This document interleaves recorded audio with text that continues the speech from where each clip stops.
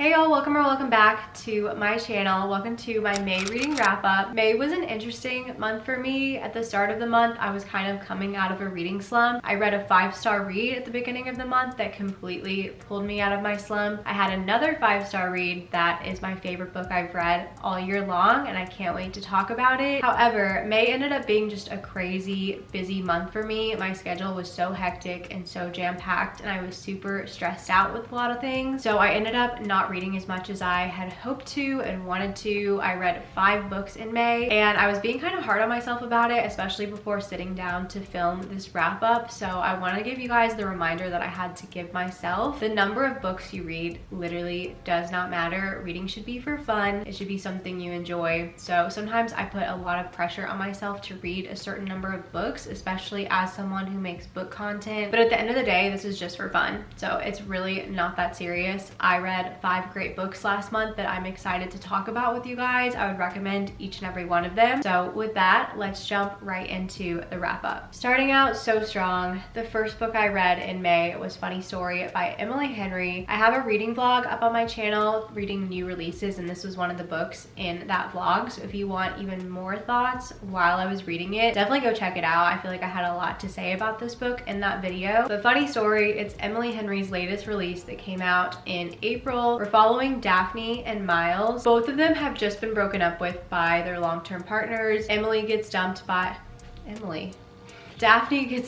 by her ex-fiance, Peter. Miles gets dumped by his girlfriend, Petra. So now Peter and Petra are together. Daphne is essentially getting kicked out of the home that she shared with Peter. Miles needs a roommate because his ex-girlfriend is moving out to live with Peter. So Daphne needs somewhere to live. Miles needs a roommate. You can probably see where this is going. Daphne moves in with Miles, and they're kind of going through their breakups together. They kind of bond through it. It ends up becoming a fake dating trope because they're trying to show that they've moved on and they're doing better, especially to their exes. So it was such a cool, fun, unique concept that I absolutely enjoyed every second of. I gave 5 stars to this book. This is the second book of Emily Henry's that I've given a 5-star rating to, the other one being People We Meet on Vacation. That book is a 6-star read for me, which I know is a very unpopular opinion. One thing I learned through reading this book is that I definitely prefer when Emily Henry's books feel more like a rom-com. I definitely like when the focus is on the romance for the majority of the time. I do really appreciate how all her books have a lot of depth to them. There's usually always some kind of like familial subplot that adds a lot of layers to the characters and to the story. But I found in her other books that I didn't rate 5 stars, I still rated those books highly and loved them, but all of them had really strong subplots that sometimes overshadowed the romance, and I definitely prefer when the romance is the main focus of the story with just a little bit of a familial subplot, and this did that perfectly. I loved each and every page of this book. It had me laughing out loud. I loved Daphne and I loved Miles. I loved their relationship and seeing them grow together. The banter was perfect, as Emily Henry always does. She kills banter. I could not wait for Daphne and Miles to get together in this one. I was like kicking my feet, screaming, giggling. Wouldn't change a single word, page, sentence in this book. It was perfect to me. Loved it so much. The next book I finished in May is Beartown by Fredrik.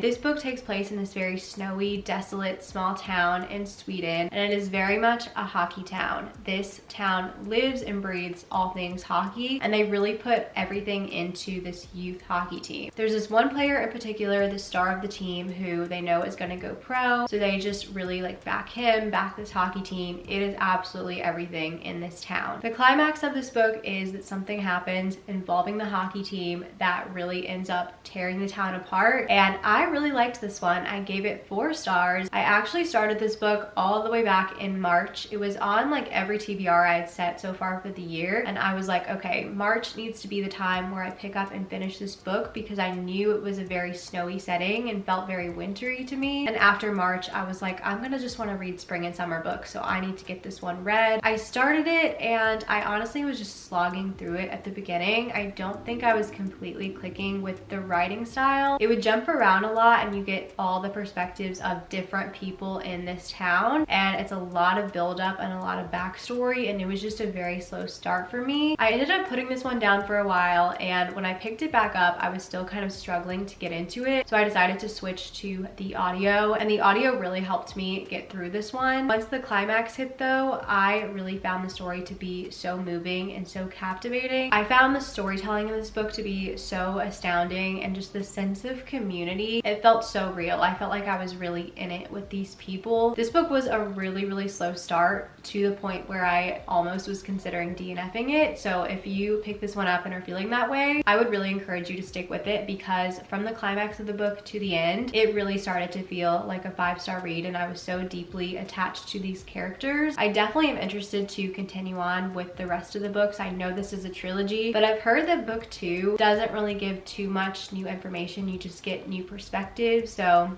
I don't know, I'm hoping that it wouldn't be slow and boring if I move on, but I hear the best things about this trilogy as a whole, so I can see why people love this so much. It definitely was a slow start, but the second half really blew me away. Then I read Yerba Buena by Nina Lor. This was the only book that I had on my May TBR that I set that I actually ended up reading. This book follows Sarah and Emily, and we get their backstories and kind of see them growing up and see their lives. It's very much a coming of age story, and then we see how the two women's lives intersect and come together when they both start working for the same restaurant. Emily is the florist for the restaurant and Sarah is the bartender, and then it does follow their romance from there. But I would say this is way more literary fiction, coming of age story following the two women individually. The romance is definitely more of a subplot for the most part, but then it does pick up more towards the end, but it just isn't as heavy on the romance as I had thought. But I really liked this one. I gave it 4 stars. I really liked that this book kind of dumps you in the story right away. There's no really lead up time. You're just kind of learning facts as you go, and it was very well paced. I was invested from page 1. I really enjoyed learning about these women and their stories and seeing them come of age and grow up and the things they had to go through and the struggles they had in their lives. I feel like this book was able to say so much in so few words. I really appreciated that it just cut to the chase, but it didn't feel like there were any details being left out. I still got the full picture of these women and their stories, and I thought they were both very compelling, complex characters. We kind of flip back and forth. It'll be Emily's story and then Sarah's story, and then it'll flip back to Emily and then to Sarah, and whenever one person's story was over, I was not ready for that person's story to end because I was loving it so much. Then as soon as the other woman's perspective started up, I was so into their story just as much. So there wasn't one that I preferred over the other. I really enjoyed both of them and learning about them. And then I read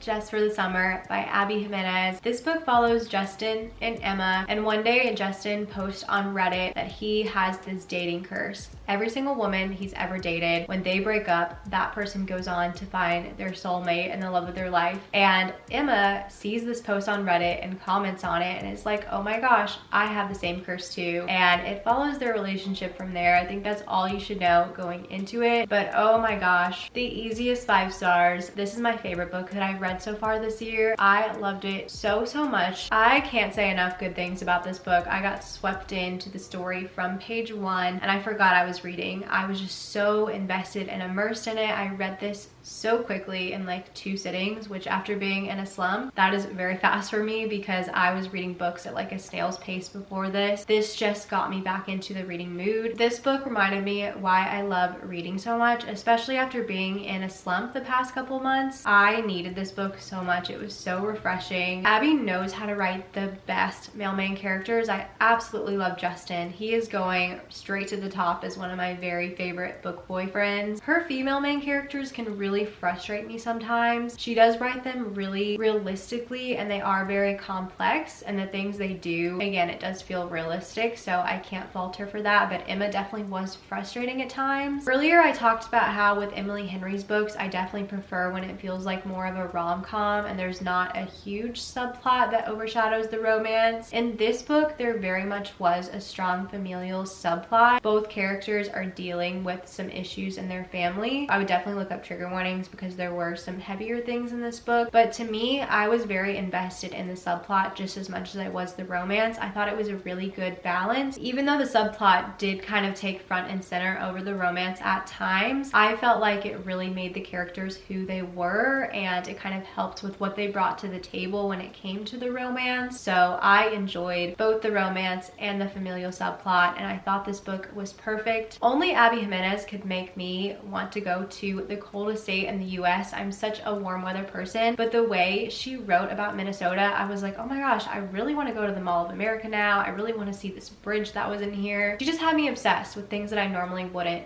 gravitate towards, and I love her for that. I just love her writing style so much. The perfect balance of being funny and lighthearted and romantic and swoon-worthy, but also having emotional depth to it and breaking your heart at times. It was just perfect. I loved the way that it wrapped up. There was one scene in here that I wish would have been dragged out a little bit longer, but other than that, no notes. I loved everything else about this book so much that I could overlook that one little thing. Obsessed. This solidified that Abby Jimenez is one of my favorite authors. Definitely highly recommend this for the summer. Go read this. If you've been thinking about it, this is your sign to do it because it is so good. And I definitely would recommend reading Part of Your World and Yours Truly before reading this one, because the way the characters in this connect to the other books and characters in the series is gonna hit more if you read books 1 and 2 first. So good. I love Abby Jimenez and I want to read everything that she's ever written. The next book I read is One Perfect Couple by Ruth Ware. I actually listened to this one on audio. One day I was scrolling through Instagram, and I don't follow Ruth Ware, but I got recommended her post of this book. It just came out, I think, like last week, and the caption describing it said like Love Island but make it a thriller, and I was like, I'm sold. Love Island UK is my favorite thing ever. I'm counting down the days till the next season starts up in literally a week. I cannot wait. It is about to be my whole personality, so I was like, this is perfect timing. I want to read this ASAP. In this book we follow Lila, and she is dating this guy named Nico, and Nico is an aspiring actor. His agent kind of puts the bug in his ear that this new dating show is coming about called One Perfect Couple that's being marketed as basically Love Island. They're gonna go off to this island and there's gonna be all kinds of like challenges and stuff until they find the one perfect couple, and it's supposed to be people that are already dating going on to this show. And so Nico really wants to do it. As an aspiring actor, he knows this could get him great publicity, so finally Lila agrees, and when they get there, things start going wrong. I think that's all you need to know. I ended up giving this one 3 stars. I definitely have my critiques of it, but I have things I liked about it as well. To start, I feel like there was just such a big cast of characters because you have all the couples on this reality show, and I couldn't really keep track of all of them. Some of the characters' names even rhymed, and I'm like, why would you do that? I feel like a lot of them, they just kind of muddled together, and it was kind of hard to keep them straight. I feel like they didn't have